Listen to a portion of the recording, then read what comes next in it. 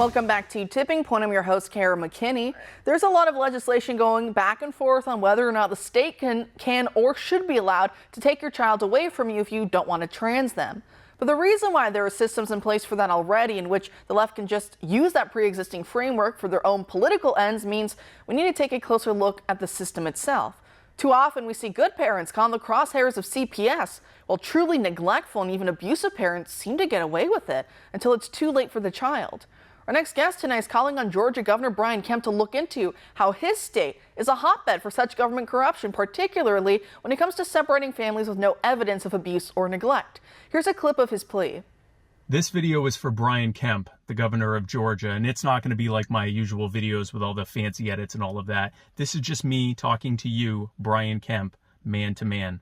Brian, you are a father. I know you have 3 daughters. I know they're all adults now, but I want you to think back to when they were babies. Now imagine if one of them was in pain and crying one night, and so you and your wife Marty took her to the hospital, and once they checked her out, she was seized on suspicion of abuse, even though you know that neither one of you had harmed a single hair on her head. And then the next day, police come to your house, arrest you for felony child abuse, and take your other 2 baby girls. Now, they release you on bail, but as a condition of your bond, you're not allowed to live with or even speak with your wife Marty. Now, you know you didn't abuse your daughter. So you try to get her medical records from the hospital, but for some reason, you have to fight for months to get them from the state. And when you finally get them, you find out why.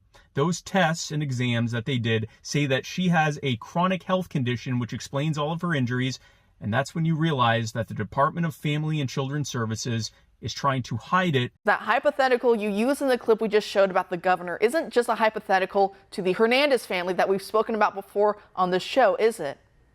No, it's not. Not to the Hernandez family or to the Timms family or to the Sullivan family or to many, many other families in Georgia. It's actually worse than what that wording said. It says that, they're presumed guilty until they can prove themselves innocent. It's actually worse than that. They're presumed guilty and then not allowed to prove themselves innocent. We have family court judges who are refusing to hear the evidence that shows that there was no abuse and that this is a chronic health condition that these children have. And instead, they rely on the testimony of the so-called child abuse pediatrician, who very often doesn't bring any paperwork and just says, yeah, I'm pretty sure it was abuse.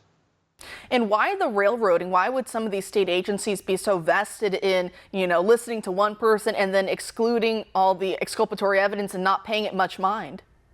That's how they get funding. And that's the problem.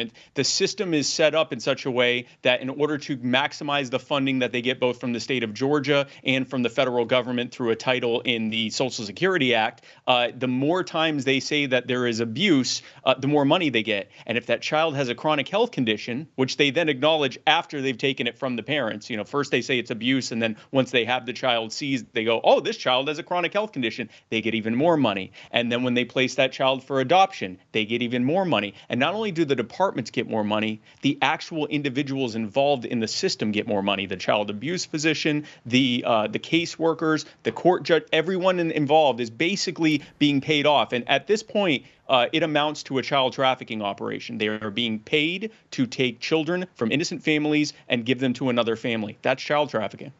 It is, and do you think it's also a mark against just having a Byzantine, gigantic bureaucratic system where no one really, the buck really doesn't stop anywhere, right? Because, we've all had our experiences, right, with these gigantic, whether they're government entities or they're private entities, they're just gigantic. And you try calling a million people, and to everyone, they go, oh, well, your paper came across my desk. I checked out the details. It looked fine from my little point of view. I rubber stamped it, sent it to the next guy. So you call the next guy, and it's the same story on and on and on. And no one really takes accountability to look at the case in full, right? They get their little portion of it. They do whatever their little job is. They clock in at 9, they leave by 5. I've had to deal with some of those, government officials myself. And sometimes they aren't too happy. They don't want to do more than they have to do. So they go, well, when it came across my desk, I did my little signature, my little rubber stamping, and I just moved it along. So it's really hard to find that accountability because sometimes it's not just one person that you can talk to and try and deal with. Sometimes it's just a mess of people, and everyone has only little pieces of information that maybe their colleague in another department doesn't have, and then you're trying to connect the dots.